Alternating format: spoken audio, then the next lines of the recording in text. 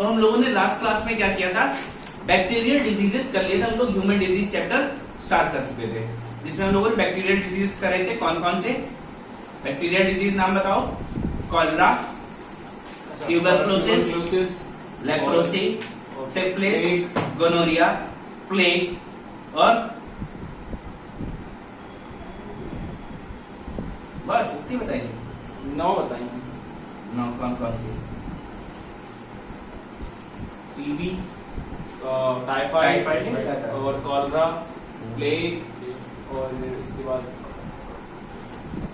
Syphilis और वेनेरिया और diphtheria बता रहा, लेप्रोसी बता दिया। हाँ हो गए। तो ये सारी डिजीज हम कर चुके थे, ये बैक्टीरियल डिजीज। ध्यान रखना हम लोग माइक्रोबायोलॉजी का सेक्शन भी साथ में कवर कर रहे हैं। अलग से हम लोग माइक्रोबायोलॉजी की उम्मीद मत करना कि अलग से पढ़ाई जाएगी। जितनी हमको जरूरत है हमें वनडे एग्जाम के हिसाब से पढ़नी है, और इतनी आपकी स्टेट सर्विसेज में भी इतनी ही आती है। स्पेशल केसेस में बात अलग है, जैसे बीच में क्या हुआ था, कोविड का जब केस बहुत ज्यादा चल रहा था, कोविड से रिलेटेड क्वेश्चन आ रहे थे, तो उसमें वायरस के बारे में थोड़ा सा पूछा गया था। नॉर्मल हो गया, कोई दिक्कत नहीं है,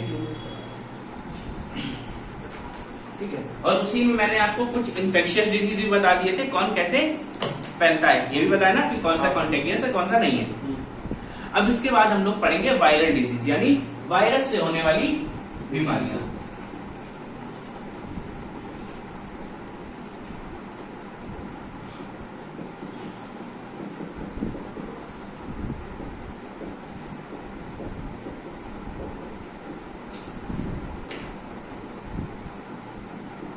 तो सबसे पहले स्टडी ऑफ वायरस, इसे क्या बोलते हैं? विषाणुओं के अध्ययन को क्या बोला जाता है? वायरोलॉजी।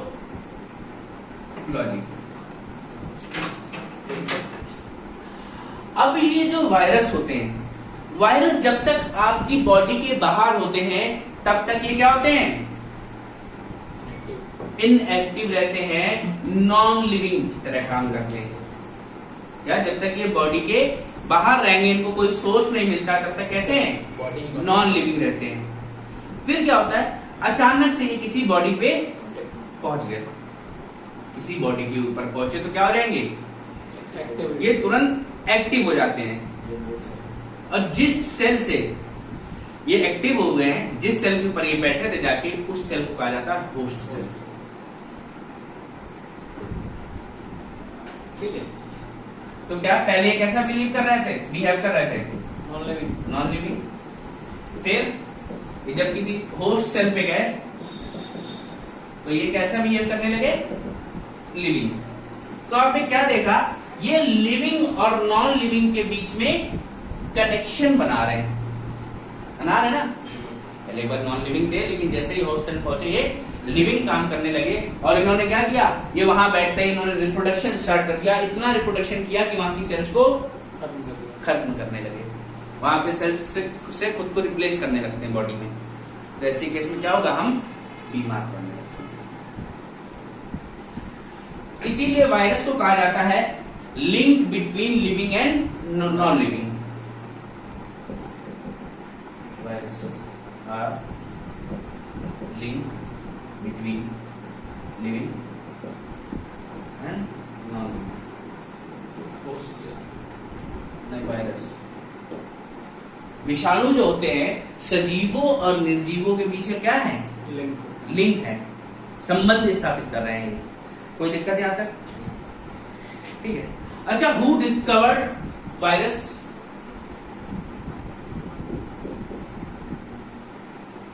की याद रखना।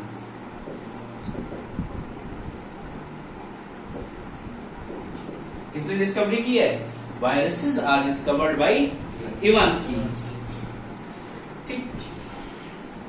अब देखो इनका स्ट्रक्चर देख लो, कुछ ऐसे बने होते हैं, कुछ ऐसे बने होते हैं, और इनके जो आउटर कवरिंग है इसको बोला जाता है कैप्सिन। क्या बोला जाता है? कैप्सिन। और ये किसकी बनी होती है? It is made of protein, protein की बनी होती है। और बीच में क्या होते हैं इसमें होते हैं न्यूक्लिक एसिड। और न्यूक्लिक एसिड आपको मैंने 2 टाइप के पढ़ाए, कौन कौन से? न्यूक्लिक एसिड याद करो।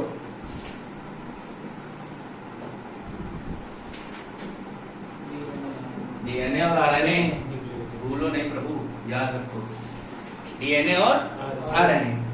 अब वायरस क्या है, 2 टाइप के हो सकते हैं, या तो उनमें डीएनए हो या तो आरएनए होगा। लेकिन जो हमारे लिए डेंजरस होते हैं वो कौन से हैं? आरएनए वाले। डीएनए वाले इतने प्रभावी नहीं होते हैं, लेकिन आरएनए वाले बहुत खतरनाक होते हैं। अभी आपने कोविड में पढ़ा होगा, कोविड के समय सुना होगा कि आरएनए का काम हो रहा है, वैक्सीन बन रहे हैं आरएनए वाले। कोई दिक्कत नहीं है, इसको नोट कर लो। तो क्या है, किसकी बनी होती है? आउटर कवरिंग प्रोटीन की, बीच में क्या होते हैं? न्यूक्लिक एसिड होते हैं।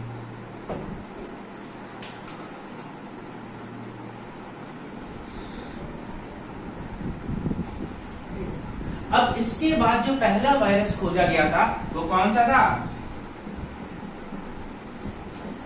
Tobacco mosaic virus. पहले वायरस कौन सा था जो खोजा गया? Tobacco mosaic virus. ऐसा क्या हुआ कि एक पेड़ था, उसके पत्तों पे कुछ दिखाई नहीं दे रहा था, लेकिन पत्तों में छेद हो गए और पत्ते गिर रहे थे, पेड़ को नुकसान हो रहा था। तो जो डॉक्टर थे, साइंटिस्ट थे, उन्होंने कहा ये कैसे हो रहा है, पता करो। तो उन्होंने उसको उठा के रखा भैया माइक्रोस्कोप के नीचे, उन्होंने दिखा अरे यहाँ तो कुछ है। तुरंत उसको उठाया गया, चेक किया गया, क्या है, कहीं ये वायरस है। उसको वायरस नाम दिया गया। तो कौन सा? Tobacco mosaic virus. अब जो वायरस होते हैं मेनली 3 प्रकार के होते हैं।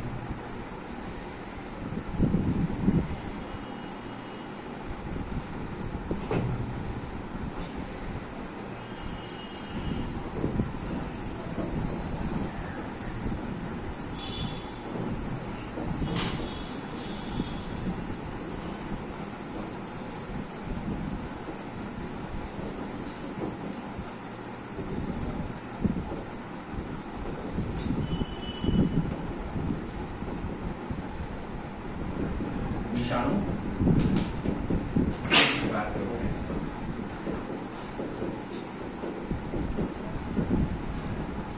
पहले हम बात कर रहे थे किसकी? Plant virus. प्लांट वायरस में कौन बताया मैंने? Tobacco mosaic virus, TMV, tobacco mosaic virus. दूसरा है भैया एनिमल वायरस। अब इसमें आप ढेर सारे पढ़ेंगे, रेबीज पढ़ लेंगे, रेप्टा पढ़ लेंगे, ठीक है, और HIV वायरस पढ़ लेंगे। जितने भी अब आप पढ़ रहे हैं, रेट्रो फैमिली के वायरस पढ़ लेंगे आप इसी में।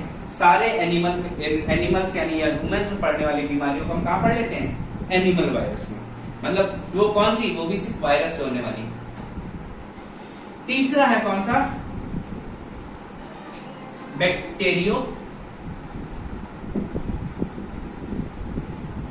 Phase virus. ये भैया एक ऐसा वायरस है जो बैक्टीरिया को मार देता है। ठीक है। अब देखो होता क्या, मैंने शायद आपको बताया नहीं कि बैक्टीरिया जो होते हैं वो हमारे अच्छे भी होते हैं और बुरे भी होते हैं। भाई लैक्टोबैसिलस क्या करता है? आपको दूध से दही बना रहा है। और भी ऐसे बैक्टीरिया हैं जो आपको क्या कर रहे हैं, कहीं ना कहीं हेल्प कर रहे थे। आप जो एस्केरिया कोलाई बैक्टीरिया था बताया था ना, तो इस तरीके से बैक्टीरिया क्या अच्छे भी होते हैं, बुरे भी होते हैं। लेकिन वायरस जो है मोस्टली बुरे ही होते हैं। सिर्फ एक इसको अगर अच्छा मान लिया जाए तो छोड़ दो। बैक्टीरिया फेज वायरस क्या है? आपकी गंगा नदी है, गंगा नदी को हमारी पवित्र नदी है, इसको हम लोग माता के रूप में जानते हैं, माता गंगा। हमारे लोगों के अपने इससे बहुत सारे माइथोलॉजिकल संबंध है, इससे बहुत जुड़ाव है लोगों का। और इसमें क्या है, कभी भी कोई भी कीड़े या बैक्टीरिया नहीं बढ़ते हैं। पता है क्यों? क्योंकि उस गंगा नदी में ये बैक्टीरियोफेज वायरस है। और ये बैक्टीरियोफेज वायरस क्या करता है? जितने भी बैक्टीरिया आते हैं उन सबको मार देता है। अब क्या हुआ, लोगों ने इतनी ज्यादा गंदगी मचा दी कि ये भी नष्ट होने के कगार में है। तो हमारी सरकार क्या करती है, बढ़िया लैब में ये बैक्टीरिया तैयार किए जाते हैं, फिर उनको नदी में प्रवाहित किया जाता है। तो इंसान को सुधार पाना बड़ा टफ काम है, ठीक है। तो वो गंदगी फैलाता ही रहेगा, कुछ तो करना ही पड़ेगा भाई। गंगा नदी कितने, हम अपने कानपुर में ही देखते हैं, अभी भी बहुत सी फैक्ट्रियों का सीधे पाइप नदी में ही आ रहा है। और सबसे बढ़िया देख लो इसको भैरव घाट देखो जाके, भैरव घाट पे थोड़ा आगे बढ़ोगे बाएं हाथ पे लेफ्ट साइड पे, तो वहां से क्या देखना, पानी आ रहा हो गंदा। देखा है मैंने उसको, गंदा पानी क्यों भाई, क्यों छोड़ रहा हो गंदा पानी, क्या दिक्कत है तुम्हें? घर का सीवेज वाटर भी मतलब नहीं आना चाहिए उसमें डायरेक्टली, मेरा तो मानना ये है। जब लोग इतनी पवित्रता, इतनी मान्यता है उसकी, तो क्यों खराब कर रहे हो? तुम खुद की नदियों में फिर उसी बात अपने पाप धुलने उसी नदी में आओगे। इसको कुछ किया जाना चाहिए। अब ये जो बैक्टीरियोफेज वायरस की एक प्रजाति है खासकर, उसका नाम है मैक्रोफेज, यही रहती गंगा नदी में, ठीक है। मैक्रोफेज वायरस जो है यही गंगा नदी में रहता है। मैक्रोफेज वायरस जो है क्या करता है, किल्स बैक्टीरिया, जितने भी जीवाणु होते हैं उनको ये मारता है। नोट कर लो, कोई दिक्कत नहीं। अब देखो भैया, अब क्या है, हमें वायरस रिलेटेड डिजीजेस पढ़नी है, जिसमें सबसे पहली कौन सी लिखोगे, HIV एड्स। HIV एड्स के बारे में आपको पढ़ाया जा चुका है, याद है। बहुत तेजी से डिवीजन मारते हैं, और जिसका नाम लिखा हो वो लिख लेगा।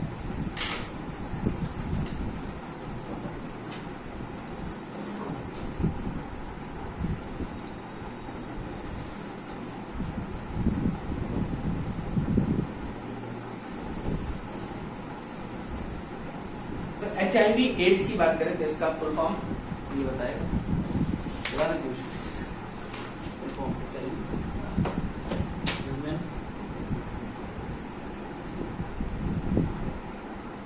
आगे, immuno virus acquired immuno deficiency syndrome.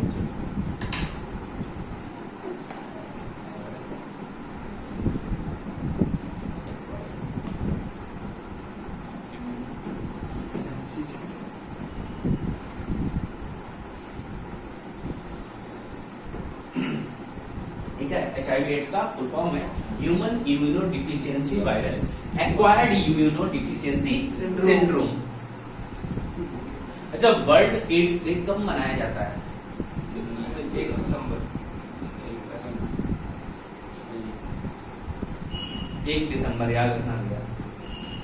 अब इसमें कुछ बीमारियों का हम डे भी आपको बता देंगे, सबके नहीं, सब याद करोगे तो दिमाग याद करते करते मेरी दिमाग हिल जाएगा, लेकिन कुछ तो याद कर ही सकते हैं। तो ये भैया एड्स है क्या? एड्स एक वायरस है, डिजीज क्या है, क्लस्टर ऑफ डिजीज, बहुत सारी बीमारियों का एक गुच्छा होता है। इसीलिए क्या है, इसका इलाज आज तक संभव नहीं हो पाया है। ये बहुत तेजी से चेंज होने वाला वायरस है। अब इसमें बहुत सारी बीमारी, लोग जुकाम, बुखार, खांसी, सब कुछ आ रहा है। अब डॉक्टर दवाई बनाए तो बनाए कैसे भाई? एक दवाई हो तो बना दे, चलो ठीक है, इतने रोग फिक्स है, डाल दिया।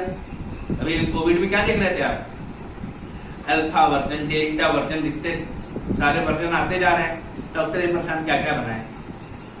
लेकिन कोविड तो खैर हल्का हो गया, लेकिन इस बीमारी का आज तक कोई इलाज नहीं हुआ है। इसके फैलने के कारण क्या क्या थे? ब्लड ट्रांसफ्यूजन, अगर आप इसी में क्या करें, इन्फेक्टेड ब्लड डाल देंगे जिसमें HIV वायरस हो, क्या हो जाएगा, दूसरे व्यक्ति में भी हो जाएगा। इन्फेक्टेड सर्जिकल इंस्ट्रूमेंट्स,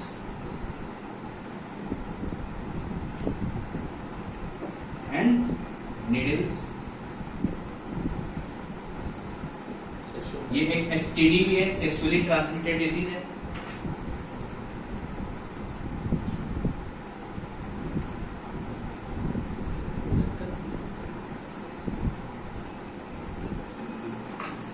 और क्या, मदर टू चाइल्ड, ये इतने तरीके से फैलता है। ये जो एड्स वायरस है ये रेट्रो फैमिली का वायरस है, belongs to retro retro family, याद रखना। ये किस फैमिली का है? रेट्रो फैमिली का है, ठीक है। और इसके लिए टेस्ट कौन सा करवाया जाता है? ELISA test. एलिजा टेस्ट का full form enzyme linked immuno sorbent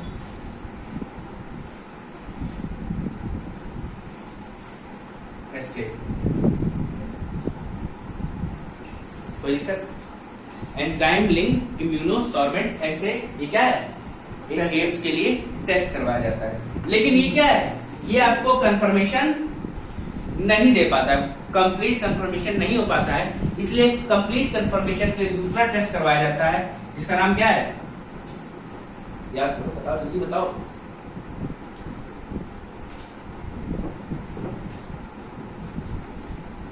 confirmation test है वेस्टर्न, याद आया? Blotting, western blotting. हाँ। फिर इसके लिए ट्रीटमेंट में क्या दिया जाता है? अब इसके लिए कोई खास दवाइयां तो बनी नहीं, एक ड्रग दिया जाता है जिसका नाम है अजीडो थाइमिडीन ड्रग, ठीक है। आयुर्वेदा ने इसके लिए क्या है? एक मेडिसिन खोज की है जिसको कहा जाता है कंपाउंड वी क्यू। तो इतनी मेडिसिन, इतना आपको एड्स के बारे में पता होना चाहिए। ये अमेरिका में आया था 1980s में, या 81 बोल दो, और इंडिया में आया 1986 में। Uganda is the capital of AIDS. Brazil, ठीक है, तो इतना सब नोट करो फटाक से, ठीक है भैया। ये हो गया आपका एड्स। अगला देखो डेंगू, हड्डी तोड़ बुखार।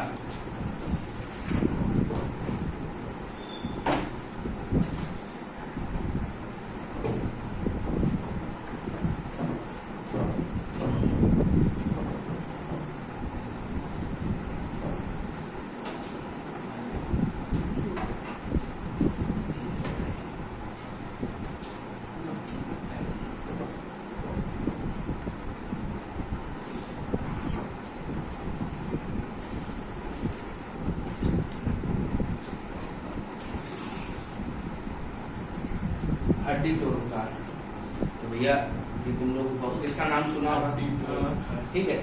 इसका पैथोजन क्या होता है और वेक्टर क्या होता है? पैथोजन पता है ना? तो हाँ ये पता है। क्यों पैथोजन क्या है?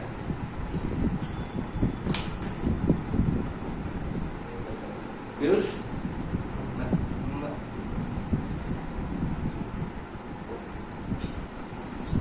तो पैथोजन क्या था? पैथोजन था इसका अर्बो वायरस। भैया जिस वायरस या बैक्टीरिया की वजह से रोग हो रहा है उसे क्या कहा जाता है? पैथोजन। फिर वेक्टर क्या है? जिसमें ये वायरस या बैक्टीरिया होगा वो इसका वेक्टर होता है। और डेंगू होने का वेक्टर कौन है? Aedes aegypti mosquito. Aedes aegypti mosquito. और यह इसको और क्या कहा जाता है? टाइगर मच्छर। अच्छा, टाइगर मच्छर को कैसे पहचानोगे?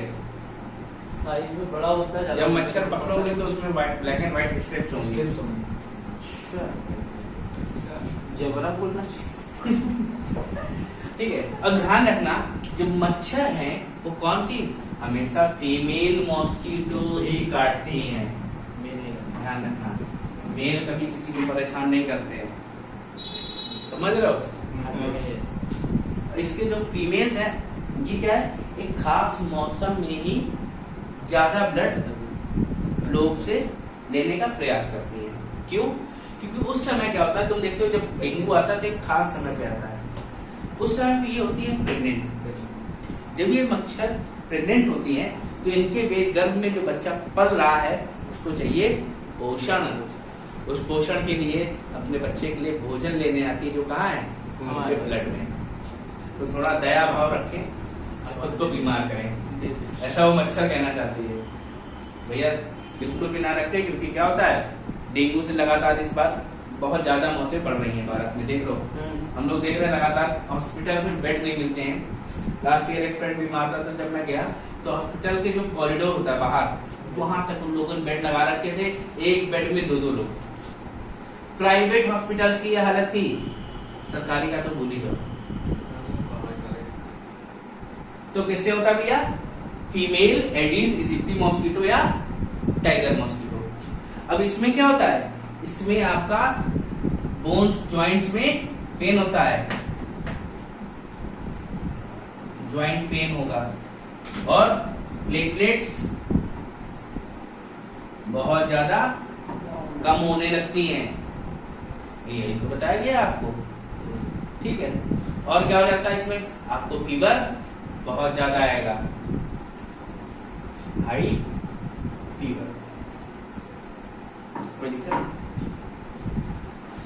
अगला यहीं पे लिख लो, पोलियो। पोलियो में क्या है, इसको कहा जाता है भैया 2014 में भारत को पोलियो मुक्त घोषित कर दिया गया।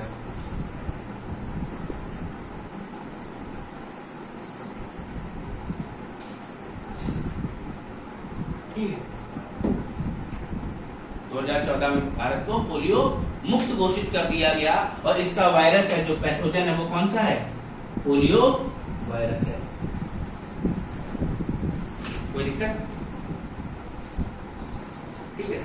या कभी कभी इसका एक नाम और दे देते हैं, एंटेरो पोलियो वायरस।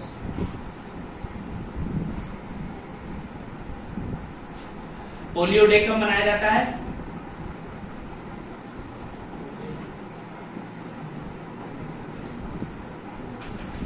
240 अक्टूबर, 240 सीधी नहीं है, 24 अक्टूबर है। 24 अक्टूबर को क्या मनाया जाता है, पोलियो डे मनाया जाता है। तो इंडिया पोलियो फ्री कब हुआ, 2014 में। वायरस इसका पोलियो वायरस या एंटेरो पोलियो वायरस। अब ये हमारे शरीर के जिस अंग को इफेक्ट करता है वहां के न्यूरॉन्स नष्ट कर देता है। जब न्यूरॉन्स नष्ट हो जाते हैं तो आपके वो बॉडी पार्ट काम ही नहीं करता है। पोलियो में देखो क्या हुआ, एक पैर बिल्कुल पतला दुबला सा है, जैसे कि दोनों पैरों को दोनों पैर दुबले हैं। किसी की बैकबोन में इफेक्ट कर रहा है तो काम ही नहीं कर रहा है, वो हाथों में कर गया तो हाथ नहीं काम कर रहा है। इट इज लाइक पैरालिसिस जैसा सिम्टम्स आ जाता है इसमें, ठीक है। तो इसके लिए क्या किया गया भैया, इसके लिए दो लोगों ने क्या किया, एक ने वैक्सीन बनाया, पहले इंजेक्शन बनाया गया, पहले क्योंकि क्या हर चीज के ड्रॉप बनना पॉसिबल नहीं था तो वैक्सीन बना दिए जाते थे। फिर बाद में क्या हुआ, इसमें बना ओरल ड्रॉप। तो जो वैक्सीन बनाने वाले थे वो थे जॉन सॉल्क। वैक्सीन किसने बनाया, जॉन सॉल्क, ठीक है। और जो ओरल ड्रॉप बनाने वाले थे ये थे एल्बर्ट सॉबिन। एल्बर्ट सॉबिन को बाद में इनको नोबेल प्राइज मिला इसके लिए। ये बहुत बड़ा कोर्स था। एक पोलियो बहुत ज्यादा एक समय बहुत ज्यादा परेशान किया पोलियो में। अब इंडिया तो क्या है, पोलियो फ्री हो गया फिलहाल तो। हर व्यक्ति को क्या 2 दिन जिंदगी के पिलाए जाते हैं, 5 साल तक। नोट करो इसको। इसके बाद भी इसके बाद 3 और नाम लिखो, मीजल्स, जर्मन मीजल्स और मम्स। या एक एक करके लिखते चलो, छोड़ो मत लिखो।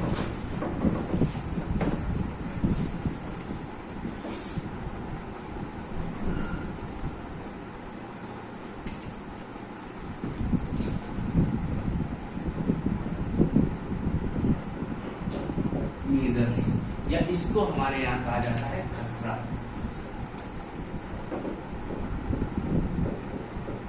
खसरे के टीके लगते हैं ना। खसरा क्या है, खसरा का होने का कारण है paramyxo virus. Chicken pox, German measles measles, ये जब एक जैसी बीमारियां हैं, स्मॉल पॉक्स, ये 4 बीमारियां हैं, ये क्या है, एक जैसी बीमारियां, बस इनके वायरस अलग अलग हैं और इनमें थोड़े थोड़े सिम्टम्स चेंज हो जाते हैं। बस होता क्या है, पूरे बॉडी में आपके छाले होंगे, दाने होंगे, इस तरीके का सिस्टम हो जाता है। किसी में ब्लिस्टर्स पड़ के सूख जाते हैं, किसी ब्लिस्टर पड़ने के बाद पस भी पड़ता है, किसी में ब्लिस्टर पड़ते हैं, छाले नहीं, दाने निकलते हैं, लेकिन वो पकते नहीं है, वो वैसे ही सूख जाते हैं, उसके स्पॉट बहुत जिंदगी तक रहते हैं लोगों को। तो ये अलग अलग सिम्टम्स है सभी के, ठीक है। तो सबसे पहले हम किसकी बात कर रहे हैं, मीजल्स की, यानी खसरा। अब इसमें क्या होता है, ये एक बहुत ज्यादा फैलने वाली बीमारी है। ये इसमें एक वायरस और है, जिसको बोलते हैं मोरीबिली वायरस।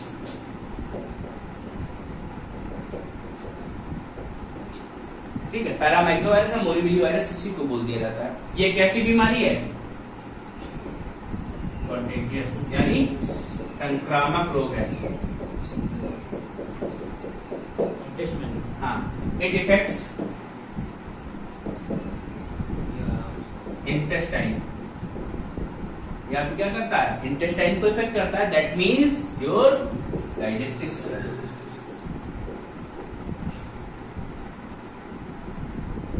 कोई दिक्कत, मीजल्स हो गया। अब इसमें और क्या होता है, सिम्टम देख लो, आपके स्किन पे रेड स्पॉट पड़ेंगे, ब्लिस्टर्स आ जाएंगे,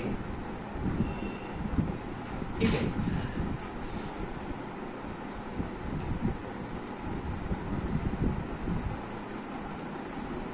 बाकी फीवर वीवर तो रहता ही है। और लिख लो जर्मन मीजल्स।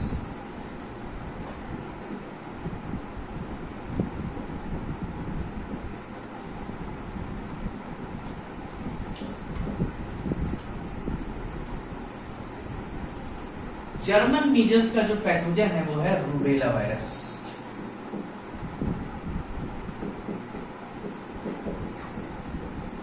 ध्यान रखना, ये दोनों वायरस में कंफ्यूजन होता है, जर्मन मीजल्स और मीजल्स में, ठीक है। जर्मन मीजल्स क्या है, रूबेला वायरस से होता है, मीजल्स पैरामाइक्सो वायरस से होता है, ठीक है। इसका वेक्टर क्या होगा, ये एयर से भी हो जाता है, हवा में फैलते हैं, इसका भी वेक्टर एयर देख सकते हो, मतलब फैलने का कोई कारण नहीं है, हवा में फैल जाता है। कुछ बीमारियां होती ना, या जुकाम उगाम है, तुमने छींक दिया, क्या हुआ, फैल गया। अब तुम क्या देखते हो, मोहल्ले में किसी को भी हम लोग क्या कहते हैं, माता निकली, किसी को माता निकली है, किसी अगल बगल निकला है, तो हम मम्मी क्या करेंगी, तो घर में अपना जो भी उनका बांधना वाना शुरू कर देती है, या क्या करते हैं हम लोग घर में सिक्योरिटी रखते हैं कि भैया इन्फेक्शन ना आए, बढ़िया डेटॉल से नहाना धोना, पोछा अच्छे से लगाना, फिनाइल अच्छा यूज करना, जिससे क्या होगा, ये वायरस हमारे घर में नहीं आएगा, हम बचे रहेंगे।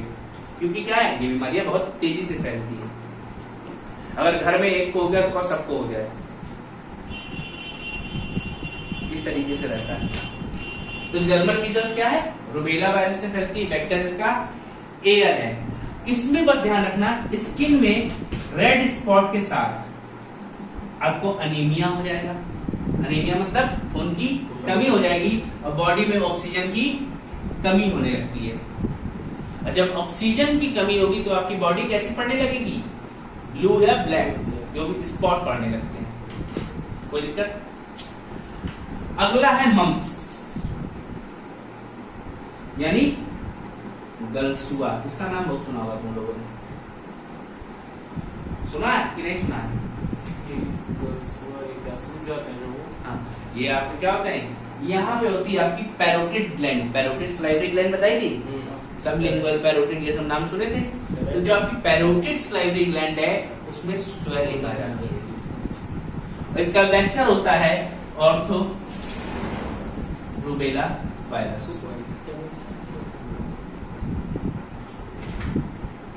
Swelling in parotid salivary gland. जो आपकी पैरोटिड लाल ग्रंथि है उसमें क्या हो जाएगी, सूजन आ जाती है। कोई दिक्कत यहाँ पे? इसमें आपको ऑर्थो रूबेला वायरस के साथ साथ कभी कभी यहाँ पे पैरामाइक्सो वायरस भी लिख के आ जाता है, ठीक है, ध्यान रखना।